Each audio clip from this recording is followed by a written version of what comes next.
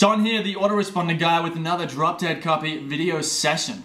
Today, let's talk about emails, okay, and how to pitch in an email. Because it doesn't have to be as hard as everyone thinks. You know, like a lot of people think either you have to pitch every email and you have to sound like a sleazy, annoying, spammy marketer, or you have to do the opposite and just send them content after content after content. But hey, let me say this: if you just send them content and then you try and sell them something in 6 months, you're going to get spam complaints. You're going to get people unsubscribing because they think that you're just there to give them free stuff. Okay, so you don't want to be that guy. Leave that to other people.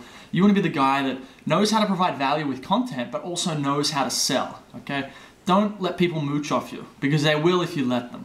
Okay, now, so when it comes to the emails and what you're going to say and how you're going to pitch them, you need to do something. It's a little bit hard to describe with one word. So let me just give you an example. I sent an email to the drop dead copy list last night, or 10:30 a.m. Eastern Standard Time, and it was basically it was an update on the product I'm launching next week, which is the McIntyre method. That'll be online by the time you get this.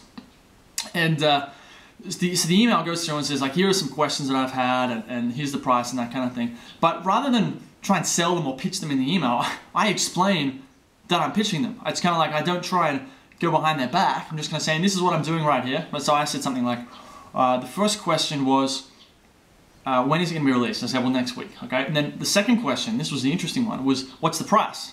I said, well, here's the interesting thing, is that you need to build tension and suspense in your emails, because this email list, right, is about how to write emails. This is how I did it.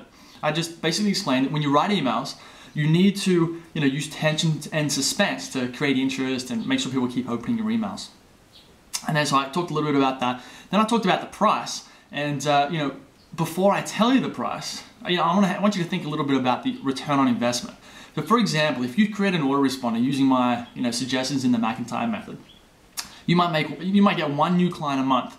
And now imagine if you get one extra client a month and the average client's worth $1,000. In the next year, you're going to make $12,000 as a result of your investment in the McIntyre method. Now, how much is the product worth then? Now, is it worth, is it a $47 ebook that you can buy on ClickBank? Or is it a $2,000 program, or is it somewhere in between? If you can make $12,000 from it, then what would you pay for it? And then I said this, and then what came next was like, well, sorry, I can't tell you the price today, okay? So basically I was pitching them there, and then I said, so I can't tell you the price today, and here's why. It's because of the suspense and curiosity, because I want you to open the next email, and I want you to click over to the sales page, if only to find the price, because then, and I literally said this in the email, because then you're going to have to go and look for the price, and maybe you'll even see a bullet point or a nice headline that gets your attention, and before you know it, you're clicking that add to cart button. So rather than try and pitch them and be like, oh, I'm not going to pitch you, I mean, here's what I'm doing.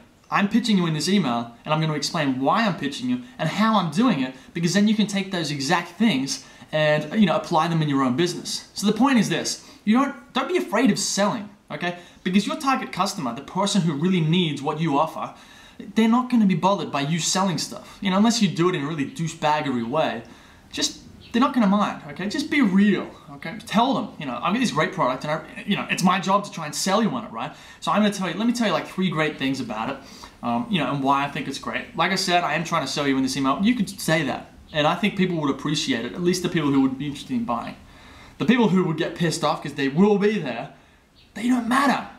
Okay, it took me so long to learn this. Forget about those people and write for your target prospect. So that's, if I could sum that up in how to write these emails and how to pitch, just be real about it, okay? Don't send content after content after content. You want to find a way to work your content in, work your pitches in there. And in my case, that's like, well, let me teach you about how to pitch. And then I can actually pitch in the email, right? You could apply this to, you can apply this in a number of ways. You could talk about, plumbing.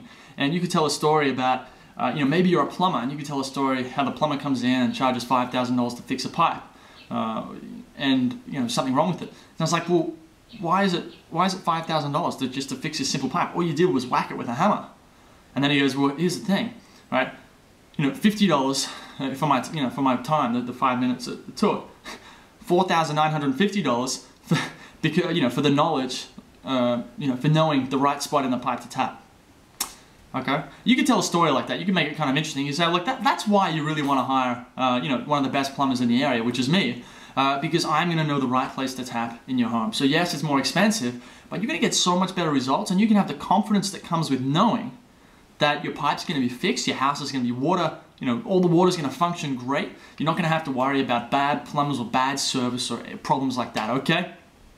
That's an example. I hope this is clear. I can explain this more. Let me know if you wanna know more. I'll see you next time. I'm the Autoresponder Guy, dropdeadcopy.com.